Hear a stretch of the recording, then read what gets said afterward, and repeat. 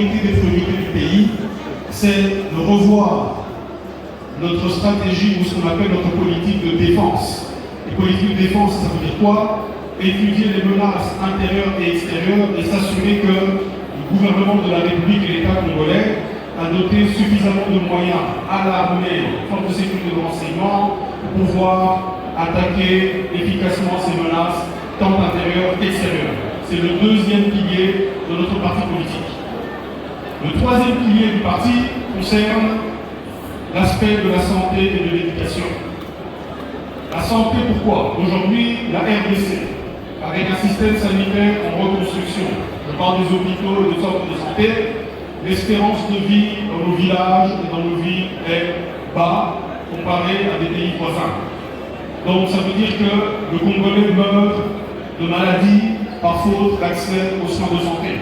C'est inacceptable. Et d'ailleurs, puisqu'on parle un peu de l'économie, quand quelqu'un meurt à 50 ans, en pleine force de l'âge, c'est une perte pour le pays. Parce qu'il aurait pu contribuer pendant 10 ans de plus, mais malheureusement mort de maladie. Donc, la santé a aussi un coût sur l'économie du pays. Quand vous perdez vos forces vives, au moment où vous pouvez encore contribuer à la production de la nation, c'est votre pays qui paie. Donc il faut investir dans la santé pour pouvoir aussi développer notre économie. L'autre point, c'est l'éducation. Tous les pays du monde, vous prenez Israël, vous prenez le Japon qui n'a pas de ressources naturelles, vous prenez la Suisse qui n'a pas de ressources naturelles, eh bien ces pays-là se sont développés à travers l'éducation, les compétences de l'entrepreneuriat. Donc les ressources naturelles, c'est une bonne chose, mais sans éducation, sans formation, qu'est-ce que les ressources naturelles valent? Rien du tout. Quand vous travaillez dans des industries privées, etc., si vous n'avez pas la formation adéquate, vous n'êtes pas utile. Donc, pour que les jeunes Congolais, jeunes et femmes congolaises, puissent demain être utiles à leur nation et au développement de leur pays, l'éducation doit être un rendez-vous. Il y a eu la gratuité, mais si je parle notamment de l'enseignement primaire, secondaire et universitaire, et surtout l'enseignement qui a axé sur les technologies et les sciences.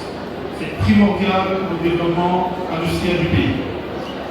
Le point qui suit, ça concerne l'économie.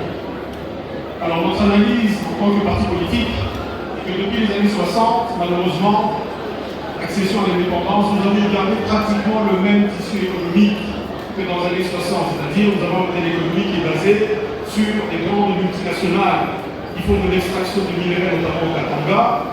Nous avons l'État central qui se finance à travers les recettes de ces multinationales-là, et pour le reste, le pays fonctionne avec une économie qu'on appelle exogène plutôt qu'une économie endogène. Et nous sommes de l'avis en tant que parti politique qu'il faut un changement drastique sur la politique économique du pays pour sortir d'une simple logique de multinationales qui font de l'extraction de minerais pour aller à un développement endogène qui va créer une industrialisation du tissu économique congolais. Et c'est seulement à ce moment-là que le Congo pourra aspirer à devenir un pays émergent.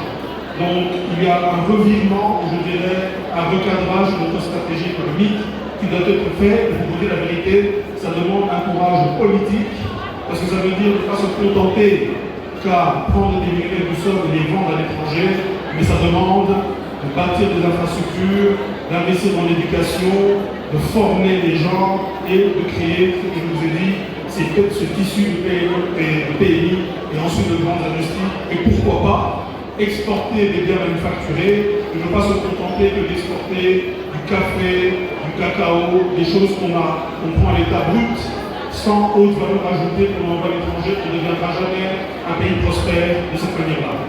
Donc en bref, Dr Joseph, je vous ai énoncé les 4 points majeurs de notre parti politique qui sont l'identité congolaise, la sécurité, l'éducation et la santé et enfin l'économie.